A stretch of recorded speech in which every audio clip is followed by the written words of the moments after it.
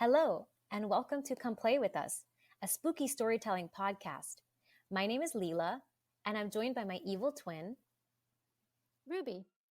We're actually both the evil twin. We're both writers with non-writer day jobs.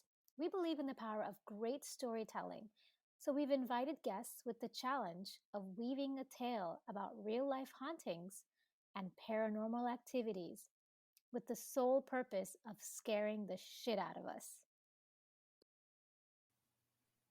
We'll rate them to see how they've done. Our ratings go a little something like this: scared shitless,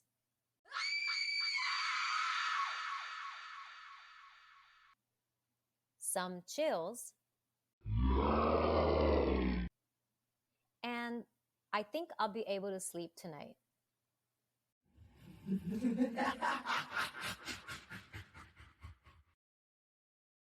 Our guest today is Stephanie Kelly. Stephanie and I used to work together. I am a freelance editor, though I worked at a major publishing house for a little over 10 years. I am also a writer and a huge horror aficionado, so I'm very excited to be here. So what's the subject of your scary story today? So I am going to tell you about the most haunted doll in the world. And before I kind of Yay. Before I kind of dive into the story, here's a personal story. So I was recently in Las Vegas, where I went by myself to Zach Baggins's haunted museum, which is the largest haunted museum in the United States. And I went on a 2-hour RIP tour because I was a RIP instead of a VIP. It got pretty intense. One couple actually left halfway through the tour. They could not handle everything they were looking at. But one of the exhibits we looked at was Peggy the doll. And so the guide stops the group. There's about 10 of us outside the room, and she says, "Listen, before we go in the room, I have to warn you, when you go in, you have to say hello to Peggy. You have to be polite. And then when you leave, you have to say goodbye to her because that closes out the interaction. Because if you don't close out that interaction, you could carry her curse with you." I mean, I had to sign like a 10-page waiver to even get into this museum tour, just so in case, I was cursed, they were not legally liable. So, of course, I walked in, I was extremely polite to Peggy. I said goodbye. So I was not ultimately cursed on my visit. Now, Peggy is not the doll I'm going to be talking about today. She is not the most haunted doll in the world, but that's how intense it was for a lower level haunted doll, just to be able to see her. But the doll I will be talking about today is Robert the doll. Wait, really quick, I have a question. Did they say what would happen, what the curse would look like if you didn't say goodbye to Peggy? I think it was varied. Like, she didn't do the same thing to everyone, but kind of general misfortune, just bad things all around. Yeah. We usually like to set the mood. So as you can see, because you can see our faces are only illuminated by my laptop. So even though it's daytime, we have the curtains are drawn, every shade is pulled down, every door is shut, so it's dark in the living. It feels like it's nighttime in my living room. We have the candles lit. Some of them are scented and clashing with each other, which I guess kind of adds to the mood or the atmosphere. Deliriousness, yeah. Exactly. And now we have the little sock monkey, staring at us that I made for my husband. It's the only doll I have that I wanted to bring out just, to add to the creep factor so we can get a little bit more spooked. So it's just sitting here on the armchair, just staring at us, watching the proceedings, taking some notes, on, as to how to haunt us later on. I hope to be judged by all three of you. Great. What about you? I can see a really bright, shiny window behind you. No darkness. Yes, my friend is dog sitting, and she very kindly let me tag along. So I'm actually in a beautiful beach house right now. Where? The opposite of in Connecticut, yeah, on the Long Island Sound. Isn't the haunted museum the Conjuring couple? Isn't that in Connecticut or is that in Massachusetts? I think it's in Connecticut. The All yeah. right. I mean, We're going to do a field trip. yeah, we should do like a live podcast from their haunted museum. Coincidentally, The Conjuring was on TV today, and so usually what I'll do is I'll just like put something on. It's usually something like a horror film that's on in the middle of the day on a Sunday, and I'll just like walk around, do like my cleaning and tidying. And I kept stopping to watch because it's actually been a few years since I've seen The Conjuring. It's not bad on a rewatch. Yeah, It's not bad, especially when it's been years. And so I just kind of had it on, but I remember initially when Leela and I watched it together for the first time, and when it came out, everyone was going crazy about it because it had gotten all these great reviews. People were like, this is a genuinely terrifying film and it's based on a true story.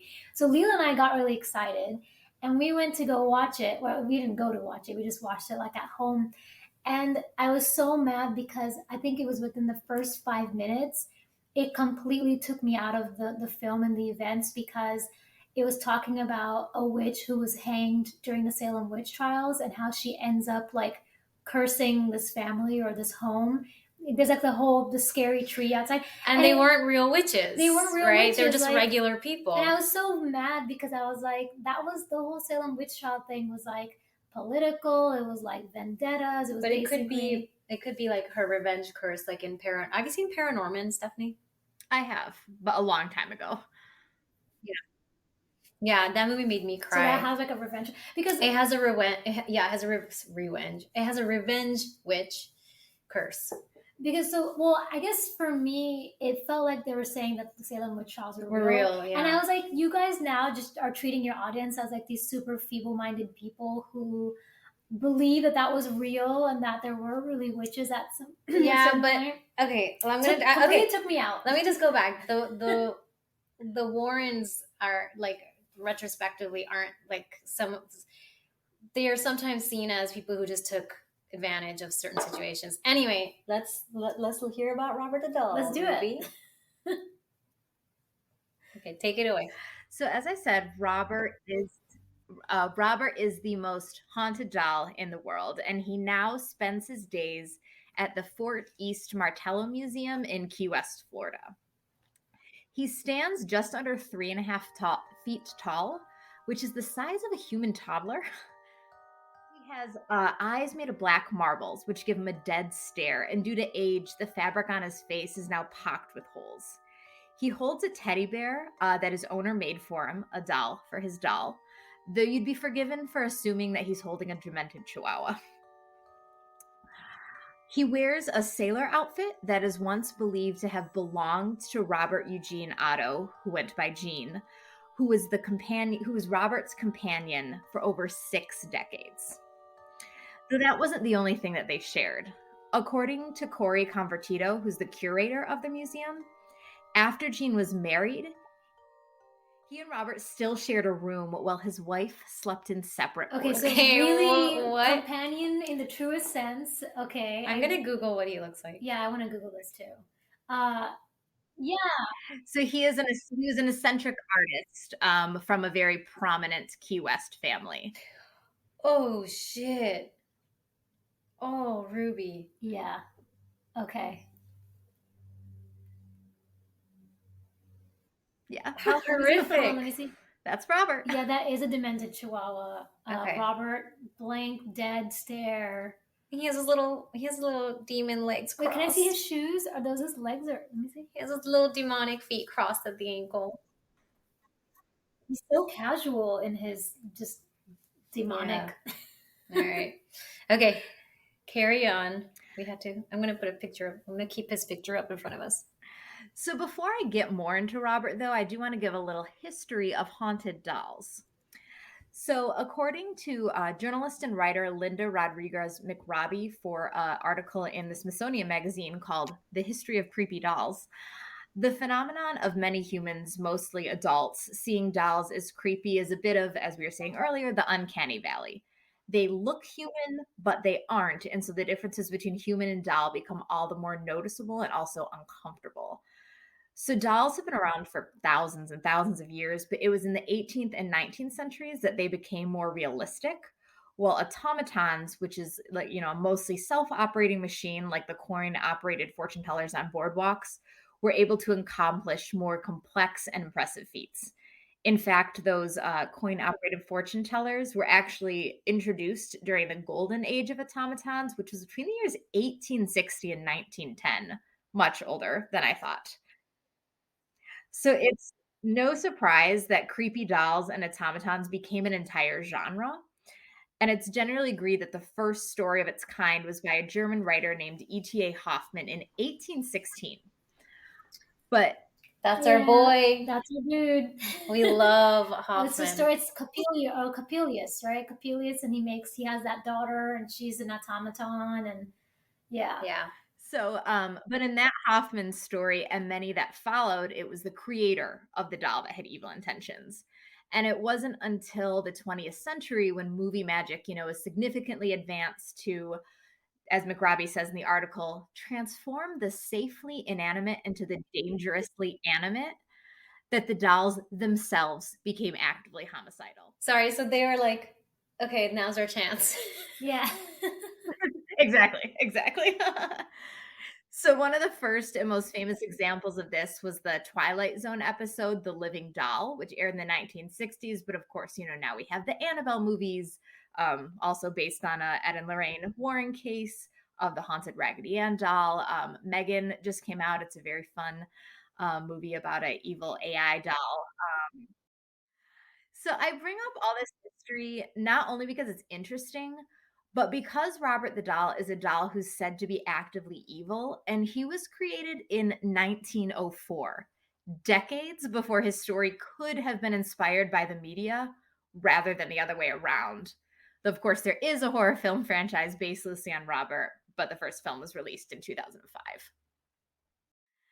So there are two different origin stories floating around about Robert.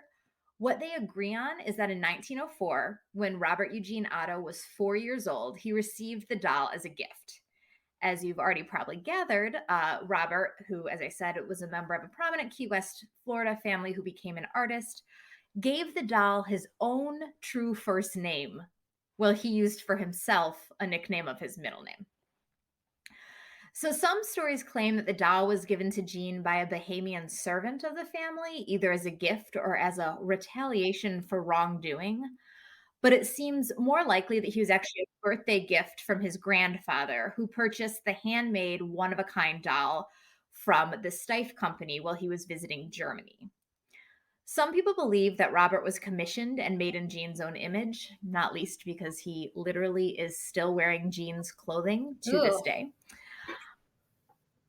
But according to an Atlas Obscura article, a Steiff historian told the museum that where Robert now lives that Robert was probably part of a set fabricated for a window display of clowns or jesters.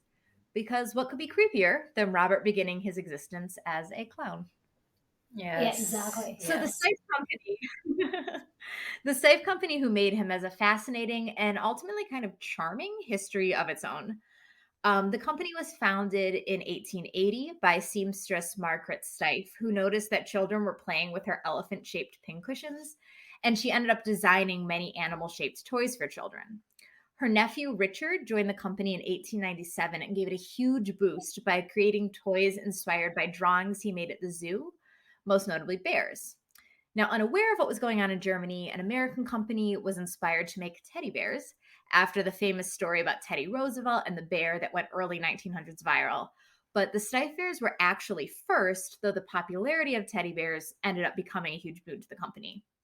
But that was the end of Richard's achievements, which also included impressive technological advancements, building a factory made of concrete and steel that allowed workers to enjoy ample natural light, which was very rare at the time, and equipping the factory with a ramp so his aunt, who used a wheelchair, could reach the upper floors. And so what I love about this story is how this company, which was female founded and run, with a workplace that was concerned about accessibility and workers' comfort at a time when literally none of these things were common, who literally invented the teddy bear, could create such an evil doll. But as the story goes, they actually didn't, and I think that's the scariest part of all. So in some versions of the Robert was always sentient, and mischievous, probably due to his past as a clown or a jester. And from the get, he would upend furniture and scatter silverware. And when Gene was blamed, he would claim Robert did it. But most agree that Robert was only a doll until he wasn't. Oh, okay. So you should be wary of the doll currently sitting in your room. And all the creations I've It's made. funny because you just said that Robert was made in the image of Elder Robert, and I'm like, then this doll was made in the image of my husband, so I'm a little bit like, has it been haunted? It's this listening. entire- It's listening. taking notes. Yeah, it's just staring at us. Like, it's so dark in here, you can only see its mouth, and that actually adds And its hands. and its hands, so that actually adds to the terror. Maybe we'll upload a picture of this too. Yeah. So according to Robert the Doll's official website, which is run by the Key West Art and Historical Society, interviews with those close to the Otto family indicate a great deal of emotional energy was placed upon the doll during Eugene's lifetime. So, in fact, according to the website of the Artist House, which as the Otto family home came to be known, Gene built Robert his own room in the attic, which was complete with furniture and toys, including that terrifying teddy bear. And as for mishaps around the house, Gene was the one misbehaving. And whenever he was called out on it, he would say, "It wasn't me. Robert did it." But according to a 2013 Slate article, Gene's transgressions weren't just typical toddler behavior. The author wrote, whenever Gene experienced one of his frequent fits of rage, he would blame it on Robert. Oh my God. And so perhaps it isn't surprising that Robert, who literally slept in Gene's bed each night and had his own seat at the dinner table, took on a literal life and evil of his own. Wow. Like, That's so fascinating. Does this mean like he was possessing Robert, Elder Robert? No, And I that's why think it was it's fits of rage, I right? think it's the amount of energy that Gene put into the Robert the doll. That was like bouncing back. No, it manifested into a real sentient thing. The energy became sentient. Oof. Okay. So Yeah, like his rage like inhabited Robert, who, he gave his own name, like made him like truly like a member of the family. But then he kept blaming stuff on Robert. So Robert started doing stuff. He's like, all right, if you're gonna. So I can see that because like children will have such intense attachments to inanimate things like their blankies or certain toys. Like I know you and I, like when we were little, we had intense attachments to things like, like I can't think of anything. The two clown dolls that we These had. two clown dolls. Heads would spin with this. You would wind them up. Yeah. You'd wind them up and it'd be this lovely music and their heads would just Their spin. heads would like kind of rotate to the music. Their heads would rotate to the music. But that's a story for another time. But yeah. But it's like I can see where a child would have something that very intense attachment and then it actually manifested into some sort of energy. Oof. Ooh, that's scary. Okay. Go on. So Gene's parents claimed to have overheard conversations between the pair. They initially assumed Gene was, putting on a voice for Robert, as kids do, but they later began doubting this as Robert's paranormal activity increased. So according to Atlas Obscura, the Ottos would wake up in the middle of the night to Gene's screaming, only to find the frightened boy in the bed surrounded by overturned furniture. Gene would blame Robert the doll for messing up the bedroom, while Robert would glare at Gene from the foot of the bed. He's just sitting there. I got chills. I know, me too. And I got like cold all of a sudden. Yeah. He's just sitting on the edge of the bed. Is Robert with us? He's just sitting there on the bed, just like staring. Oh my gosh. I'm imagining his dead marble eyes right now. I literally have the picture of Robert the doll from Wikipedia up on my phone. Wait, can you find one that's creepier? I'm gonna leave that there. I'm gonna put up another picture of Robert. Okay, well we're gonna create a Robert shrine. Anyway, go ahead while Ruby does this. So you might think that after that, Gene would want to get rid of the doll, but far from it. So in an episode of the Travel Channel's Deadly Possessions, Corey Convertito, who I mentioned before, the curator of the East Martello Museum, where Robert now is, claims that Gene spoke to Robert as if he were a real sentient being well into his teens. Robert did remain in storage at what is now the Artist House, 534 Eaton Street in Key West, while Jean studied art in New York and Paris, and Robert did not attend the wedding of Jean and Annette Parker, also in Paris, in May of 1930. But after Jean's parents passed away, the couple returned to the family home where they lived until Jean's death in 1974, and Annette passed 2 years later. And again, with Robert and Jean in one room and his wife in another. Wait, so there was a separation between Jean. Is it Eugene or Jean? He went by Jean. Yeah. Eugene is his middle name. He went by Jean. Okay. So Jean and Robert were inseparable.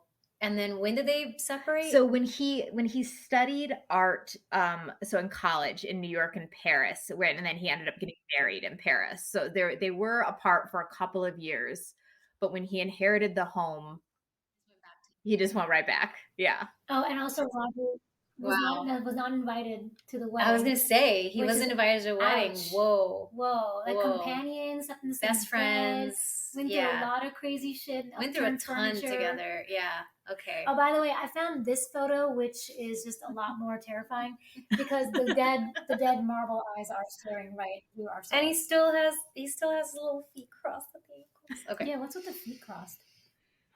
Okay. All right. So then they moved back. Reunite. They reunite in the same house. The same house. And he goes back to sleeping with the doll and not his wife. Okay. Wait, is there a reason why he went back to sleep? Because it seems like he kind of moved on and kind of got his own life and found a girlfriend and got married. But did he just regress and now he's sleeping with his doll again? Like the doll just kind of like folded him back in to this like sort of toxic relationship. You don't want to piss him off, right? You don't, if you're staying in Robert's house, I think you do what Robert wants. That would be my opinion. Yeah. You're coming back into Robert's house. Absolutely. Yeah. So during the day, Robert could be seen in the southwest window of the house's turret, and kids who passed by the house claimed that he would scowl at them and that he would appear in different windows, seemingly on his own. And local legend, as well as the Artist House website, has it that Jean often painted in the turret room with Robert. So after Jean's death, and according to Alice Obscura, conflicting rumors surfaced, some alleging that Jean's wife died from insanity after locking Robert in the attic, while others report that Jean died with Robert by his side. The Artist House was sold to Myrtle Roeder, who became Robert's new companion for the next 20 years. So they spent 6 of those years at the Artist House, but when Myrtle moved to Von Pfister Street in 1980, she took Robert with her, where they spent another 14 years. And during these 2 decades, Myrtle, as well as her guests, her tenants, and even her plumber, experienced multiple strange occurrences, including eerie giggling, the sound of footsteps, Robert appearing in places that Myrtle hadn't left him, and a look of dark intelligence when people spoke around him, seeming to take in every word. So in 1994, Myrtle donated Robert to the East Martello Museum, claiming that he was haunted. And she passed away a few months later. Oh, wow. Robert told her. He told her, he said, no one's going to be able to take care of me because you're going to die in a couple months. He knew. You know what? This photo we have up right now of Robert, he has like a dark intelligence to him. I was just going to say. Right? It looks like he's listening. He has a little head to the side and he's staring straight at us. Oh, he listens. So this might seem like the end of the story, but in fact, this is where things take a darker turn. So if you ask me, Jean seemed to have learned his lesson, right? As a child, he blamed Robert for things he didn't do, and so Robert retaliated. But as a teenager and adult, he respected Robert, and so Robert's hauntings were fairly benign, just, scaring the neighborhood kids who passed by the house. Myrtle was also respectful of Robert until she gave him away, only to die a few months later. And Dr. Convertito, the museum's curator, who, to be clear, is also a researcher, a historian, a writer, an exhibit developer, an archivist, a lecturer who has a PhD in maritime history, stated that she's never experienced anything negative from Robert, but that's because she is always respectful in her interactions. So she's the only one who takes him from his case. And whenever she does so, she asks permission and she explains what's going on to him. So Zach Baggins, the paranormal investigator, actor, author, television personality, and operator of the Haunted Museum of Las Vegas, which is where I met Peggy, is the host of Deadly Possessions. And on the episode where Dr. Convertito and Robert were featured, he asked if he can take a photo with Robert. Convertito is very wary, but she allows Zach to ask the doll. She is then the one to place Robert on Zach's lap for the photo. And once Zach has thanked him, she's the one to place Robert back in his own chair, whispering, "Good job, buddy." But not all museum goers are so respectful. So, in spite of warnings, many guests have taken photos of Robert without his permission and paid the price. Robert is said to have caused car accidents, divorces, broken bones, job loss, and a myriad of other misfortunes. So, on Deadly Possessions, a woman who took a photo without asking is given the chance to apologize to him. 3 days after her visit, she got into a car accident. And 3 days after that, a second one. Oh my God. Following the second accident, she fell walking into her home office and broke her back.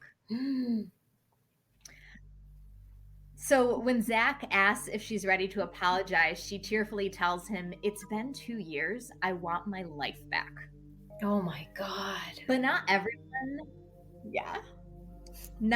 has the opportunity to apologize in person. And so the museum has received thousands of letters apologizing to Robert, begging for his forgiveness.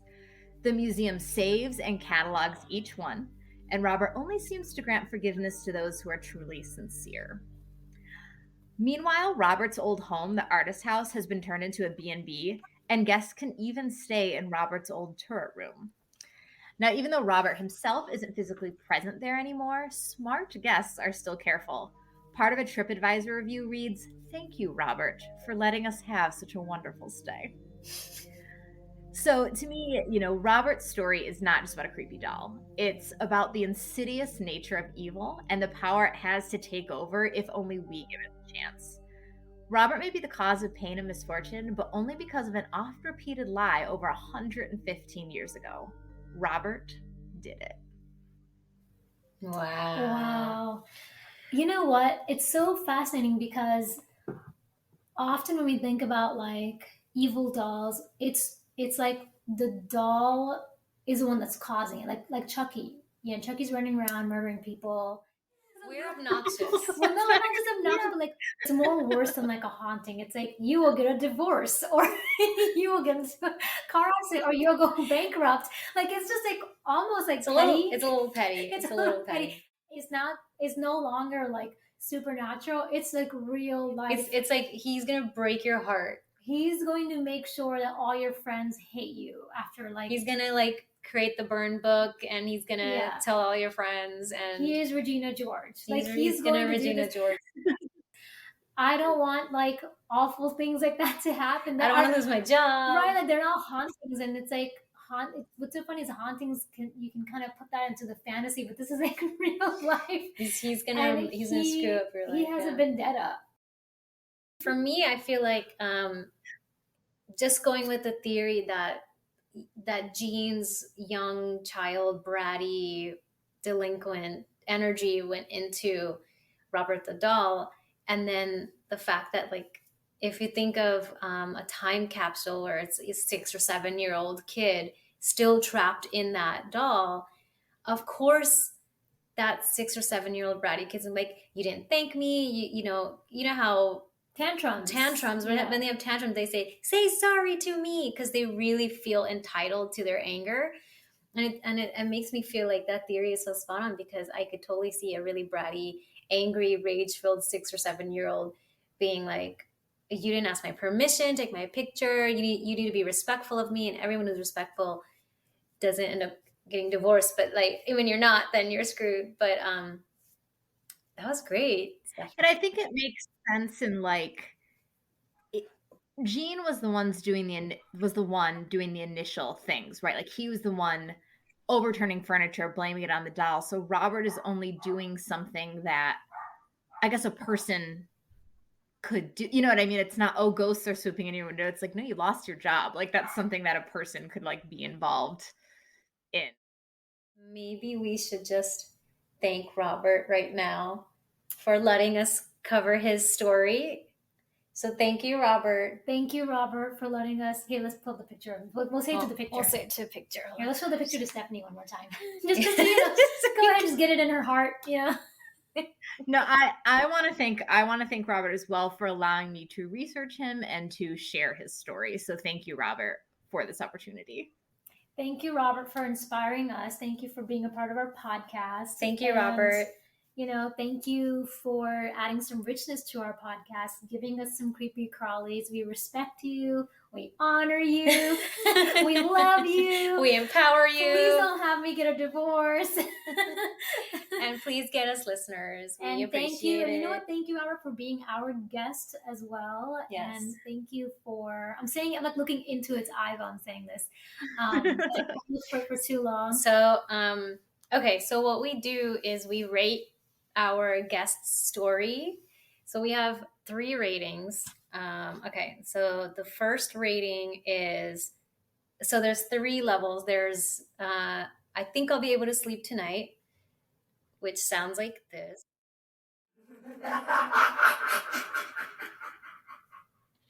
Okay. Then the second rating is some chills, which sounds like this. Can you hear these, Stephanie?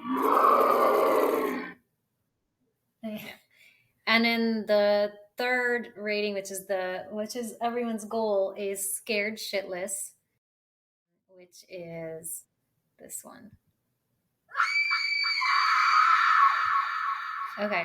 All right. So we like secretly like show each other. We just give each other like hand symbols to decide. Yeah. Okay. Okay. Your story on Robert the Doll. We are rating you.